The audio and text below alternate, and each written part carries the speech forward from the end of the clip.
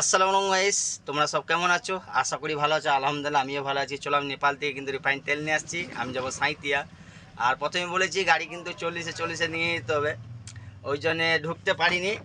আর আমার বন্ধু এখানে ধান লোড করছে, আর খালি অ্যাকসেন্টটা দেখো, বলছে এখানকার বিহারি লোক। এই দেখো বন্ধু, কেসা গাড়ি ফেটে যাচ্ছে কেন রে? বন্ধু বলছে জল হচ্ছে, ওই জন্য ওর অবস্থা খারাপ হয়ে গিয়েছে। আর এইখানেই লোড করছে গাড়ি। আর প্রথমে বললাম রিফাইন তেল লোড করলে খুব ধীরে সুস্থে আস্তে আস্তে যেতে হয়, ওই জন্য ঢুকতে পারি না। টাইম প্রায় 10টা বাজতে চললো। আমার বন্ধুর অ্যাকসেন্টটা শুনে নিয়ে যাবো কি কাহিনী। বল কি তোর কি প্রবলেম এখন বল, আমি সলভ করতে পারি। তিরপল ভিজে গেল। তিরপল তো ভিজবে, ওজন বেড়ে গেল। ওজন বেড়ে গেল, রোদ হবে, খালি করবো, ওজন কমে যাবে।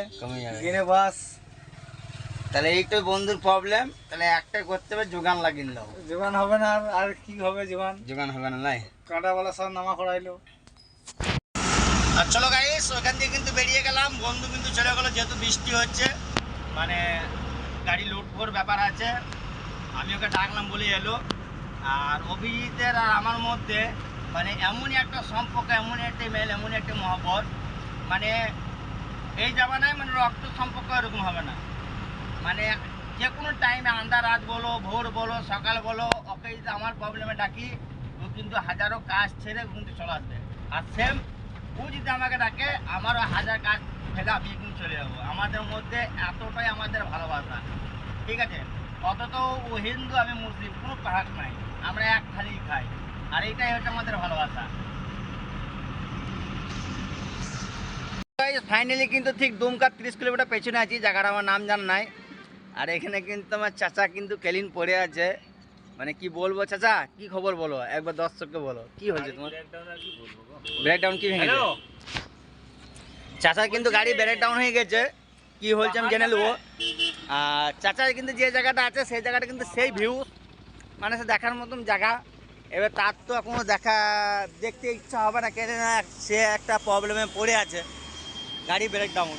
আর মাল আনতে গেছে দুমকা, মানে সাইডে দেখানো একটা পাহাড় আছে, সেই ভিউ।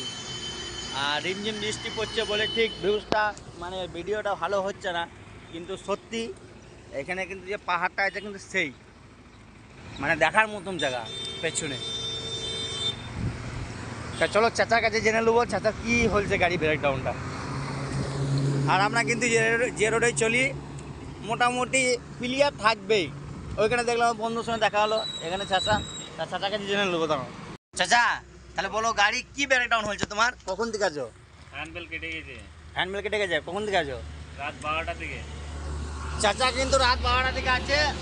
আর এখানে তো ধারে পাশে পুরো একদম সুমসাম, বুঝতেই পারছো, মিস্ত্রিও নাই। তাহলে মিস্ত্রি এসেছিল, চলে গেছে, আবার আসবে। কোথা থেকে?